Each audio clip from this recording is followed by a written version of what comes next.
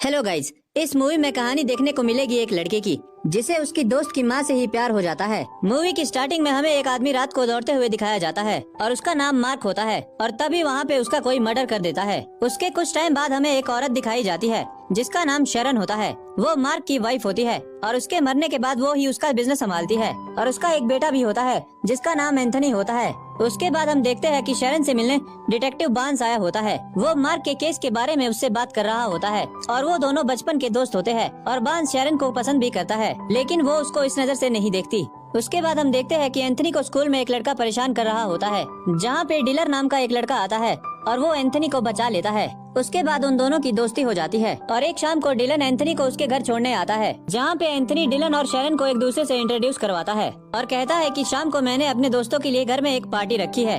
शाम को एंथनी के दोस्त पार्टी में एंजॉय कर रहे होते हैं और दूसरी तरफ डिलन एंथनी की मॉम को देख रहा होता है। वो बाथरूम के बहाने अंदर जाता है और शरण के रूम में चला जाता है। इतने में शरण भी वहाँ पे आ जाती है। डिलन शरण को अपने डैड की सैड स्टोरी सुनाता है। उसके डैड ने सुसाइड किया था और फिर वो लोग वहाँ पे बातें कर रहे होते हैं। फिर थोड़ी बहुत बातें करके डिलन वहाँ से चला जाता है। अगले दिन शरण को एक अजीब सा एनवलप मिलता है और उसमें कुछ अजीब से मैसेज लिखे होते हैं और शरण को ये बिल्कुल भी अंदाजा नहीं होता कि ये किसने भेजे हैं, लेकिन वो घबराई हुई होती है और ये बात वो डिटेक्टिव बार्न्स को भी नहीं बताती। फिर स्कूल में एंथनी एक लड़की को बहुत पसंद करता है और डिलन उसकी उस लड़की से बात करवाता है और एंथनी उस लड़की को डिनर के लिए पूछता है और वो मान जाती है।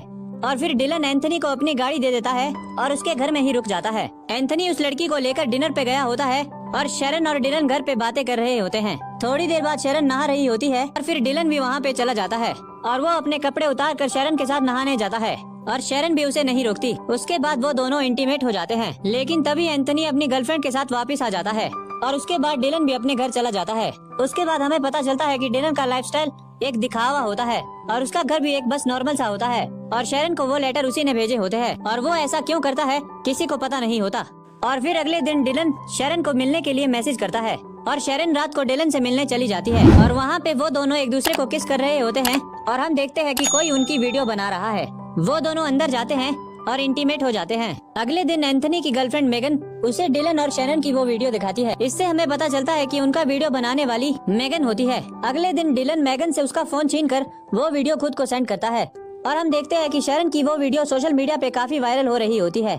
जिसके बाद एक अननोन मेल से शरण को एक मैसेज आता है और वो उसे उसके दूसरे घर पे मिलने बुलाता है और शरण भी वहाँ पे चली जाती है और शरण ये बात बार्न्स को कॉल करके बताती है और उसे भी वहाँ पे बुला लेती है। और जब शरण अपने दूसरे घर पहुँचती है तब उसे पता चलता है कि डिलन उसी का बेटा होता है। डिलन के पापा वही होते हैं जिसके साथ शरण का अफेयर होता है और जिसने सुसाइड किया होता है और इसका जिम्मेदार वो शरण को ही मानता है। फिर डिलन अपना चाकू निकालता है और शरण उससे पूछती है क्या इसी चाकू से तुमने मार्क को मारा था और डिलन कहता है हाँ, इससे मेरे डैड ने अपने आप को भी मारा था। और डिलन उस चाकू को शरण के हाथ में देता है और कहता है कि अब तुम भी इससे खुद को मारोगी। शरण उसकी बात नहीं सुनती और उसकी टांग में चाकू घोंप कर वहाँ से भागने लगती है। इतने में डिटेक्टिव बार्न्स भी वहाँ पे आ जाता है। वो अंदर डिलन को देखने जाते हैं, लेकिन वो वहाँ से भाग चुका होता है। फिर हम देखते हैं कि डिलन ने एंथनी और मेगन को एक जंगल में एक पेड़ से बांध रखा है।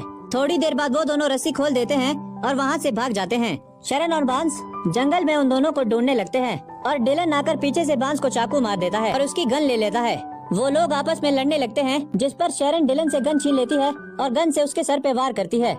फिर वो लोग वहाँ से चले जाते हैं और उसके बाद शरण अपना सारा बिजनेस अपनी सेक्रेटरी के पास संभालने को दे देती है और वो डिटेक्टिव बार्न्स के साथ रहने चली जाती है और ये मूवी यहीं पे खत्म हो जाती है।